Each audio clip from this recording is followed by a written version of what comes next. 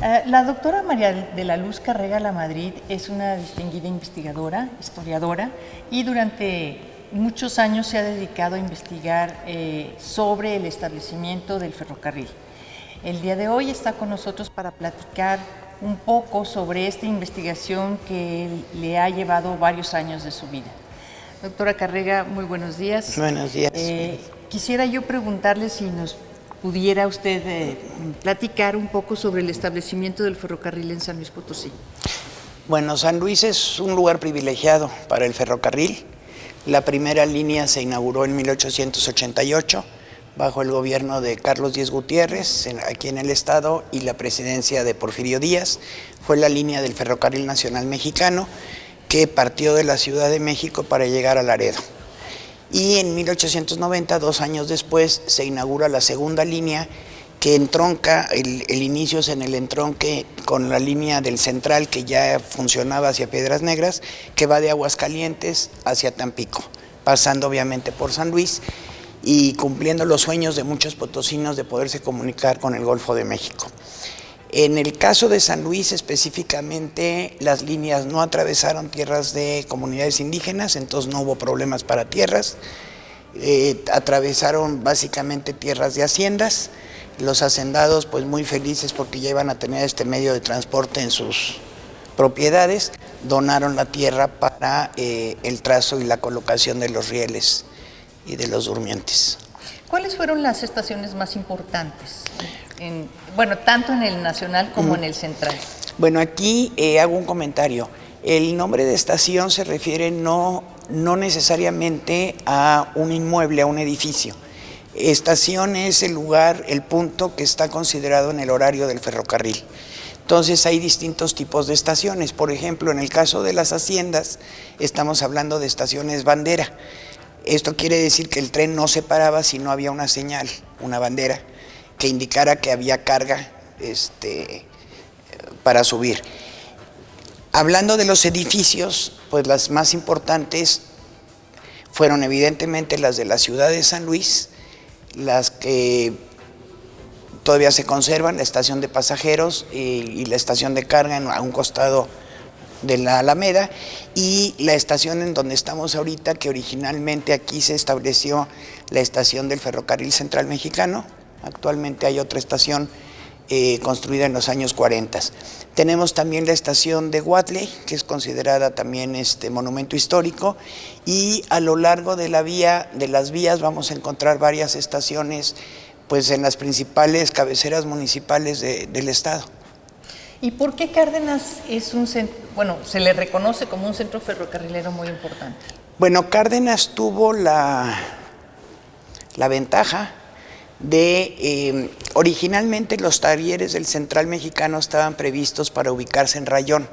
Sin embargo, a través de las negociaciones que hizo el gobernador Díez Gutiérrez, que además era propietario de la hacienda de Cárdenas, los talleres del Central se ubicaron en Cárdenas. Entonces, Cárdenas, para la línea hacia Tampico, se convierte en un lugar muy importante, muy destacado para el trabajo ferrocarrilero, para el funcionamiento de los ferrocarriles. Lamentablemente, y aprovecho para decirlo, lamentablemente tanto Cárdenas como el resto del patrimonio ferroviario en el estado pues está desapareciendo.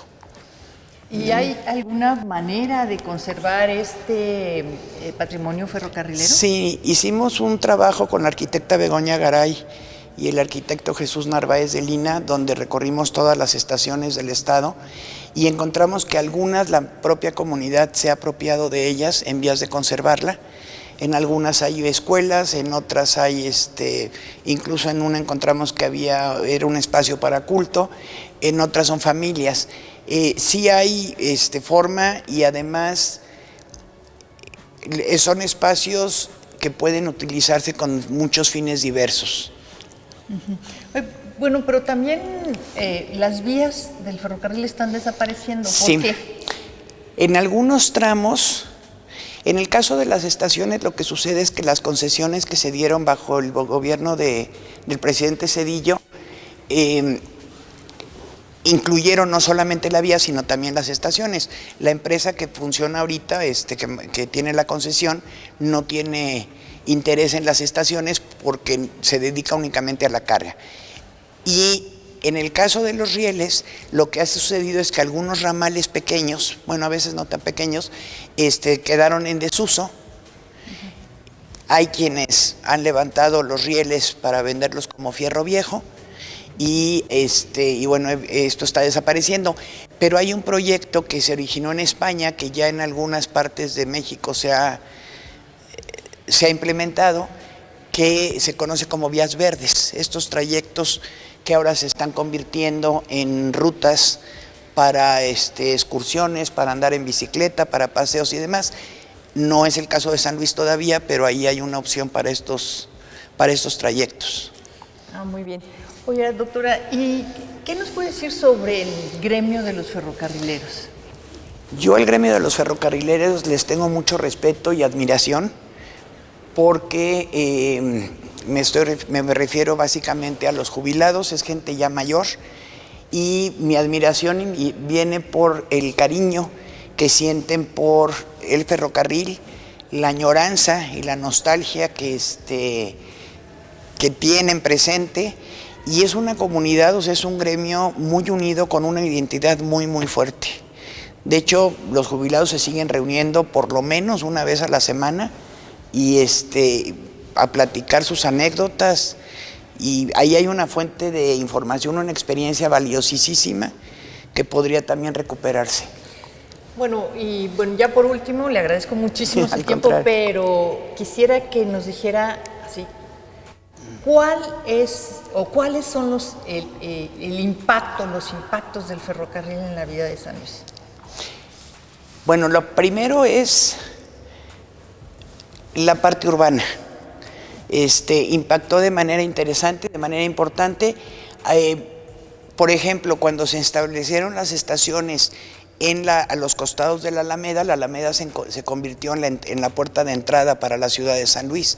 O sea, no es fortuito que las terminales de las principales líneas de autobuses de la ciudad lleguen aquí a San Luis, aquí a la Alameda. Otra cosa que podríamos ver, por ejemplo, también el barrio de Montecillo quedó, digamos, separado por la infraestructura ferroviaria. Era muy complicado cruzar los rieles, y Montecillo tiene características sí similares al resto de los barrios, pero también características muy particulares por este aislamiento en el que se dio. Y bueno, así podríamos ir viendo las líneas de los tranvías. En aquellos años pues también se modificaron, bueno, se creó una nueva línea para llegar a la Alameda para poder hacer el desembarco de los pasajeros. Bueno, y desde un punto de vista económico, ¿qué beneficios trajo el ferrocarril? Bueno, me van a protestar algunos colegas, pero en fin, se ha dicho que desde el virreinato prácticamente San Luis estaba buscando una salida a Tampico para convertirse en un centro económico importante. Todo el discurso del siglo XIX es buscar la salida a Tampico para recuperar ese lugar importante. Cuando se inaugura la primera línea del ferrocarril en México, la México-Veracruz, los potosinos casi que exigieron un ferrocarril para salir a Tampico, y el argumento era porque la línea México-Veracruz nos quitó el lugar como centro distribuidor.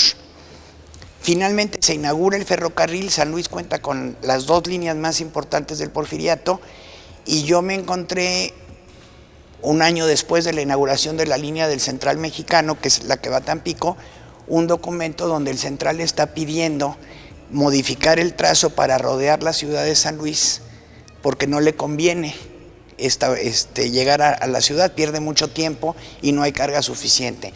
Entonces, en cuanto a que San Luis haya detonado como centro comercial, yo tengo mis dudas. Económicamente sí impacta en otros niveles, sobre todo por la producción de las haciendas que va a salir ya más rápidamente. Y hay sitios como por ejemplo Río Verde, que queda fuera del trazo del ferrocarril, que no puede competir por ejemplo, con la producción de naranja de la Huasteca, que sí está conectada con el ferrocarril. Desde su punto de vista, ¿qué le parece el aprovechamiento de la estación para hacer un museo de ferrocarril? Esa es una excelente manera de recuperar el espacio ferrocarrilero, de aprovecharlo y de difundir lo que fue el ferrocarril en México.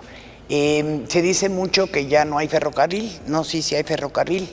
Lo que sucede es que el ferrocarril es de carga, ya no hay ferrocarril de pasajeros.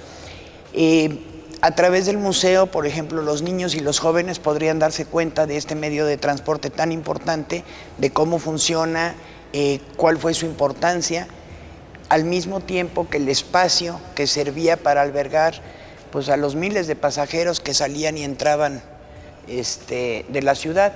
Este museo tiene mucho material que muestra esta vida ferrocarrilera e incluso tiene algunos vagones, que también es muy interesante pues conocer la vida de los trabajadores de los rieles a través de esto. Sí, muy bien. Y también, tenemos aquí los murales de Fernando Leal, de los cuales platicaremos más adelante. Y vamos a un corte, no se vayan, enseguida regresaremos con ustedes con la participación de uno de los trabajadores del ferrocarril.